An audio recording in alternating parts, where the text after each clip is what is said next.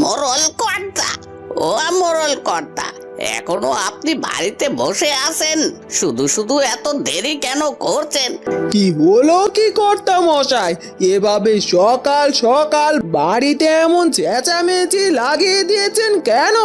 ওদিকে আমার খোকা এখনো ঘুমোচ্ছে, ওর ঘুমোতে অসুবিধে হচ্ছে তো আপনাদের চেঁচামেচির জন্য। তোমার কি ব্যাপার বলো তো পিসিমা? কাল ওই মোড়লের ছেলের ব্যাপারে তোমার সঙ্গে কথা বলার পর থেকে তোমার চোখ মুখটা কেমন যেন হয়ে গেছে। তাছাড়া তুমি না বলেছিলে কাল ঘটক মশাই আসার পর মায়ের সঙ্গে তোমার ঝামেলা হয়েছে, সেগুলো নিয়ে তুমি বাবার সাথে কথা বলবে। কই সেসব কিছু তো বললে না। কি হয়েছে কি তোমার বলো তো? মনে মনে কি ভাবছো কি তুমি?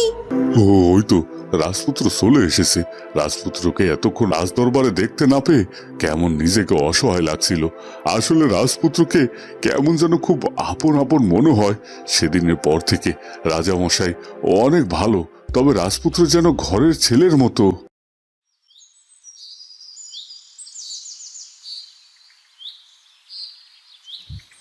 কি রে কমল, জল নিতে এসেছিস বুঝি? হ্যাঁ কাকিমা, জল নেব না, শুধু স্নানও করব। ও, আমিও জল নিয়ে বাড়িতে যাচ্ছি। ঠিক আছে তাহলে থাক।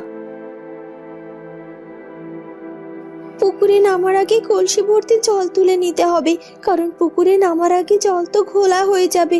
আমি স্নান করার আগে স্বচ্ছ পানি কলসিতে তুলে নেই, বরং তারপর স্নানের জন্য পুকুরে নামবো। এরপর কোমল কলস ভর্তি করে জল তুলে রাখে পুকুর ঘাটলায়, আর তারপর সে পুকুরে নেমে পড়ে আর স্নান করতে থাকে। আজ কতদিন বাদে গ্রামের আলো বাতাস গায়ে মাখছি, কি যে শান্তি শান্তি লাগছে সে কথা আর বলে বোঝাতে পারবো না। রিমিকে যদি আমার সঙ্গে নিয়ে আসতে পারতাম এখানে, ওরও নিশ্চয়ই ভালো লাগতো আমার গ্রামে ঘুরে। আজ আমার পাশে রিমি নেই তো কি হয়েছে, একদিন না একদিন তো আমার পাশেই ও থাকবে, কারণ ওকে আমি ভালোবাসি। আর আমি মনে মনে ঠিক করে রেখেছি আমি বিয়ে করলে রিমিকেই বিয়ে করব। এবার ভাবছি মায়ের সঙ্গে রিমির ব্যাপারে কথা বলে যাব, তারপর রিমির সঙ্গে আমার বিয়েটা পারিবারিকভাবে হয়ে গেলে আর কোনো চিন্তাই থাকবে না। আমি যখন বাড়িতে আসবো রিমিকেও নিয়ে আসবো। এসব কথা বলতে বলতে আবির গ্রামের পথ দিয়ে হাঁটতে থাকে একা একাই, এবং সে গায়ের পথ দিয়ে হাঁটতে হাঁটতে সেই পুকুর ঘাটলার সামনে এসে দাঁড়ায়, যেখানে কোমল স্নান করছিল। আরে এর সেই পুকুরটা না? ছোটবেলায় তো আমি একবার এই পুকুরে পড়ে গিয়েছিলাম, জলে ডুবে গিয়েছিলাম। সেবার যদি নিতাইটা আমাকে না বাঁচাতো তাহলে যে কি হতো। নিতাই আমায় বাঁচিয়েছিল বলে সেই থেকে নিতাই আমাদের বাড়িতে কাজ করছে। বড্ড ভালো লোক নিতাই। আমায় যদি ও না বাঁচাতো তাহলে তো এতদিন আত্মা হয়ে সেই ছোট্ট আবির এই পুকুর ঘাটলার আশেপাশে ঘুরে বেড়াতো। পুকুর দেখে ইচ্ছে করছে গিয়ে পুকুরের জলে স্নান করি। এখন তো স্নান করতে পারবো না, তাতে কি পুকুরের জলে পা ভিজিয়ে ধুয়ে আসি একটু। এই কথা বলে আবির পুকুরের দিকে এগিয়ে যায়। তখনই দূর থেকে সে কোমলকে স্নান করতে দেখে। এ কি, পুকুরে তো একটা মেয়ে মানুষ স্নান করছে। না না, এই সময় আমার সেখানে যাওয়া ঠিক হবে না। মেয়েটা স্নান সেরে চলে যাক, তারপর না হয় আমি পা ধুয়ে যাব।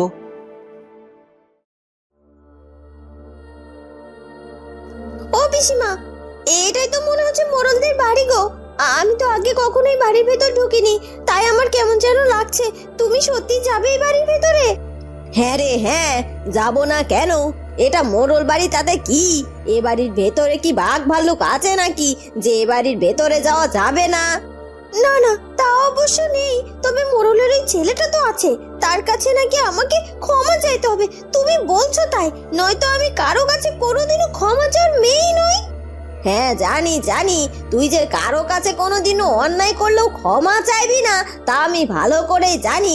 তবে জীবনে কিছু কিছু সময় কিছু কিছু জিনিস পেতে হলে কিছু ছাড় দিতে হয়। চল এবার বাইরে দাঁড়িয়ে না থেকে বাড়ির ভেতরে চল। এরপর সুমন আর স্বর্ণ মোড়লদের বাড়ির ভেতরে ঢোকে।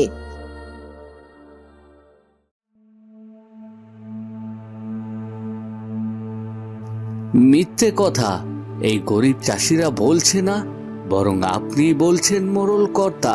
আর প্রমাণ আমি কালকেই পেয়ে গেছি। আমরা জেনে গেছি আপনি এদের থেকে কত পরিমাণ খাজনা আদায় করেন আর কত পরিমাণ এই রাজপ্রাসাদে এসে জমা হয়। এই দুটোর মধ্যে যে অনেক তফাৎ মোড়ল কর্তা। আপনি এই সত্যিটাকে অস্বীকার করতে পারেন না। এই সেরেছে, এখন তো আমার লুকোচুরি করার আর কোনো জায়গা নেই। এই রাজার ছেলে রাজপুত্রটা তো আবার সব জারি জরি ধরে ফেলেছে। এখন আমি কি করি? এ অন্যায়ের শাস্তি হিসেবে আমার আবার কারাদণ্ড হবে না তো? আপনি চরম অন্যায় করেছেন মোড়ল মশাই। এতগুলো বছর ধরে রাজা মশাইকে মিথ্যে বলে তাকে আড়াল করে তার রাজপ্রজাদের কাছ থেকে আপনি অধিক পরিমাণের খাজনা আদায় করেছেন। এতে করে রাজ্যের প্রজাদের ভুল ধারণা হয়েছে রাজামশাইয়ের প্রতি, যে তাদের রাজামশাই তাদের থেকে অধিক খাজনা আদায় করে। আসলে তো এর কিছুই নয়। অন্যায় তো করেছেন আপনি। এই অন্যায়ের মাসুল আপনাকে দিতে হবে। আপনাকে এদের থেকে নেওয়া যেসব বেশি পরিমাণের খাজনাগুলো ফেরত দিতে হবে। এটাই হবে আপনার শাস্তি। আপনি কি বলছেন রাজামশাই? আমি এদের থেকে এখন এইসব কিছু ফেরত দেব? কোথা থেকে দেব? আমি মানছি আমি এদের কাছ থেকে অধিক পরিমাণে খাজনা নিয়ে অন্যায় করেছি, তবে সেসব তো আমার কাছে নেই এখন। আমি সেসব কোথায় পাবো? আপনার কাছে নেই মানে বললেই হলো নাকি? আপনি যে কিপ্টে মানুষ, আপনার হাতেই ফাঁকা দিয়ে এক ফোঁটা জল গড়ায় না কারোর জন্য। আর আপনার মজুত করা সম্পদ কিনা ঘাটতি পড়বে, এরকমটা হতে পারে না। তাই আমরা আমাদের পুরনো সম্পদ ফিরে পাওয়ার দাবি ছাড়বো না বলছি। ছাড়বো না, ছাড়ছিও না। ছাড়বো না, ছাড়ছিও না। আমাদের পুরনো সম্পদ ফেরত চাই। এতদিন আমরা বহু কষ্ট করেছি, এবার আপনার কষ্ট করার পালা মোড়ল মশাই। আপনারা শান্ত হন, আমি তো বিচার করছি নাকি? আগে মহারাজ, আমাদের ভুল হলে ক্ষমা করবেন।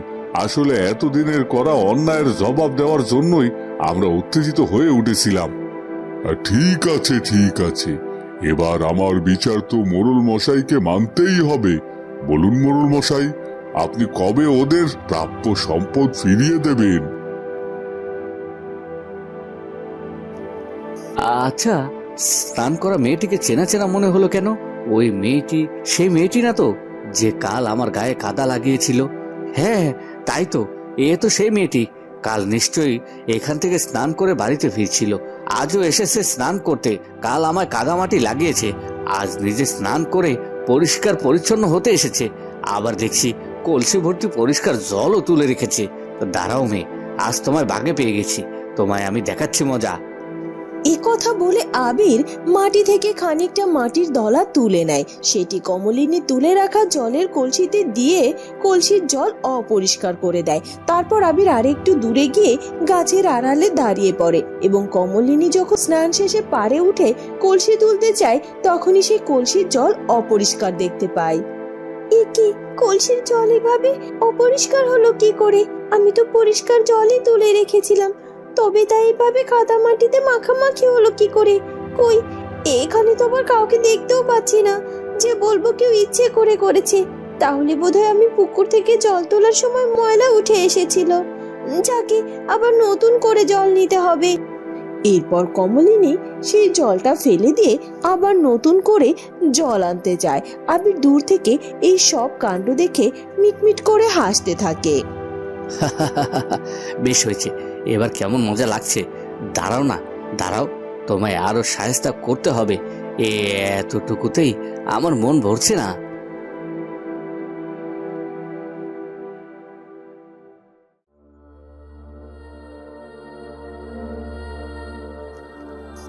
কেউ কি আছেন বাড়িতে? কে ডাকছে এভাবে বাড়ি বয়ে এসে? আমরা এসেছি মোড়ল গিন্নি, আমরা। আরে তুমি সুমনা না? তোমাকে তো আমি চিনি। তুমি এ গায়ের চাষি, কি যেন নাম? হ্যাঁ, ভোলার বোন, তাই তো? হ্যাঁ মোড়ল গিন্নি, আপনি আমায় ঠিক চিনেছেন। হ্যাঁ, আগে তো আসতে এ বাড়িতে, তারপর অবসর সময়ে মোড়ল গিন্নির সাথে গল্প করে সময় কাটাতে। তাই এখন আসো না কেন সুমনা? তেমন কোনো কারণ নেই মোড়ল গিন্নি, এমনিতেই আসা হয়ে ওঠে না। তা আজ মনে হলো তাই চলে এলাম। তা বেশ করেছো, তোমরা এসেছো, আমি খুশি হয়েছি। তা তোমার সঙ্গে এই মেয়েটিকে, ভারী মিষ্টি তো দেখতে মেয়েটা। ও আমার দাদার মেয়ে, আমার মেয়েও বলতে পারেন। বাহ, কি মিষ্টি মেয়েটা! তুমি ঠিকই বলেছো, দাদার মেয়ে মানেই তো নিজের মেয়ে। তা তোমার নাম কি? আমার নাম স্বর্ণ গিন্নিমা। কি রে, দাঁড়িয়ে রইলি কেন স্বর্ণ? প্রণাম কর গিন্নিমাকে। পিসিমায়ের কথা মতো স্বর্ণ গিন্নিমাকে প্রণাম করে।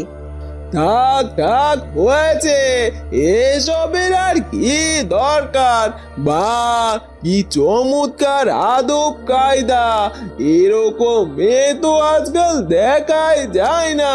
তোমার ভাইজিকে তো আমার ভীষণ পছন্দ হয়েছে। ধন্যবাদ মোড়ল গিন্নি। আসলে আমার ভাইজিকে নিজের হাতে আমি মানুষ করেছি, এমন ভাবে মানুষ করেছি না যে যে কেউ দেখলে ওকে পছন্দ করবে। তাই তো দেখছি। আচ্ছা গিন্নিমা, শুনলাম আপনার ছেলে নাকি পড়াশোনার জন্য বাড়ির বাইরে থাকে। আপনাদের তো ওই একটা মাত্রই ছেলে, তাই না? হ্যাঁ, আমার সে একমাত্রই ছেলে, কাল বাড়িতে ফিরেছে। তা কোথায় সে? তাকে তো দেখতে পাচ্ছি না। আসলে ও এই সময় বাড়িতে নেই, একটু বাইরে গেল। বলল এতদিন বাদে বাড়িতে এসেছে, একটু গ্রামটাকে ঘুরে দেখবে, এজন্যই তো বেরিয়েছে গো। ও আচ্ছা, তার মানে মোড়লি সেই ছেলে এখন বাড়িতে নেই, সেজন্যই তো তাকে দেখতে পেলাম না এতক্ষণে। ভালোই হয়েছে বাড়িতে নেই, বাড়িতে থাকলে পিসিমা এখন তার কাছে আমাকে দিয়ে ক্ষমা চাইয়েই ছাড়তো। বাড়িতে একা একা আমার মন টিকছে না। স্বর্ণকমলের বাবা সকাল সকাল বেরিয়ে গেল রাজদরবারে, তারপর কমলও চলে গেল জল আনতে আর স্নান করতে। এখনো আসছে না কেন যে মেয়েটা? আর সুমনা, স্বর্ণ, ওরাও বাড়িতে, তাকাও যা না তাকাও তা, ওরা তো আর আমার সঙ্গে মন খুলে কথাও বলে না। যাকে, ওদের কথা ভেবে আর লাভ নেই। আমার তো চিন্তা হচ্ছে কমলটাকে নিয়ে। এতক্ষণ হয়ে গেল, মেয়েটা তো এখনো ফিরে এলো না। এত বেশি সময় নিয়ে স্নান করলে যে আবার জ্বরটা ফিরে আসবে। যাই, আমি বরং মেয়েটাকে ডেকে নিয়ে আসি। এই কথা বলে পরমা কোমলকে ডাকতে রওনা দেয়।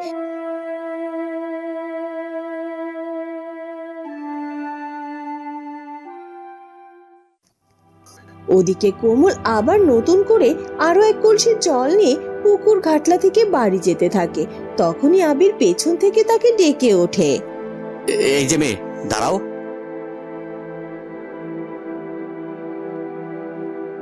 আবিরের ডাক শুনে কোমল পিছন ফিরে তাকায়। অপরিচিত লোককে দেখতে পেয়ে কোমল ভীষণ অপ্রস্তুত হয়ে যায়। আপনি কি আমায় ডাকছেন? হ্যাঁ, এখানে তুমি ছাড়া আর কেউ আছে নাকি যে তাকে ডাকবো? ইয়ে মানে, আপনি আমাকেই ডাকলেন কেন? কিছু বলবেন? না, কি আর বলবো, আমার যা করার তা তো করেই দিয়েছি। তুমি আমায় কাদা মাটি দিয়ে নোংরা করে দিয়েছিলে, আজ আমি তোমার তুলে রাখা জলে নোংরা করে দিয়েছি সমান সমান। এখন আমার শান্তি লাগছে। কাল তুমি আমার সঙ্গে ওই বেয়াদবিটা করার পর থেকে আমার মেজাজটা বিগড়েছিল, আজ এখন শান্ত হয়েছে। এসব কি বলছেন কি আপনি? আপনার কথার আগামাথা তো আমি কিচ্ছু বুঝতে পারছি না। নেকা ষষ্ঠী, কিছুই বুঝতে পারছো না মানে? কাল যে তুমি আমায় কাদামাটি লাগিয়ে দিলে সে কথাও ভুলে গেলে? এখন তো বলে বসবে আমার সঙ্গে তোমার দেখাই হয়নি কখনো। হ্যাঁ তাই তো, আপনার সঙ্গে আমার আবার কখন দেখা হলো? কি সব যাতা বলছেন বলুন তো? কে আপনি? আপনাকে তো আমি আগে কখনো দেখেছি বলে মনেও পড়ছে না। গ্রামের মেয়ে সহজ সরল হয় সেটা আমার জানা ছিল, কিন্তু তোমায় না দেখলে বুঝতে পারতাম না গ্রামের মেয়েরা এত বজ্জাত আর পাজি হয়। এ কি, আপনি একজন অপরিচিত মানুষের সঙ্গে এভাবে কথা বলতে পারেন না? চেনা নেই জানা নেই, আপনি আমাকে যা খুশি তাই বলছেন। এত বড় মিথ্যে কথা দিনে দুপুরে কি করে বলছো তুমি মেয়ে? কালকে দেখা হলো, অত সব কাণ্ড হলো, আর তুমি এভাবে অস্বীকার করছো? এই লোক তখন থেকে সব কি যাতা বলছে। এর সঙ্গে আমার কখন দেখা হলো? তার মানে কি এই লোকের সঙ্গে স্বর্ণের দেখা হয়েছিল? আর এই লোকটি কি স্বর্ণের সাথে আমার গুলিয়ে ফেলছে? বন্ধুরা কি হতে চলেছে এরপর সেটা জানবো আমরা স্বর্ণকমল গল্পের পরবর্তী পর্বে। আর আমাদের আজকের পর্বটি ভালো লাগলে অবশ্যই আমাদের চ্যানেলটিকে সাবস্ক্রাইব করে দিও। দেখা হবে নতুন পর্বে। ধন্যবাদ।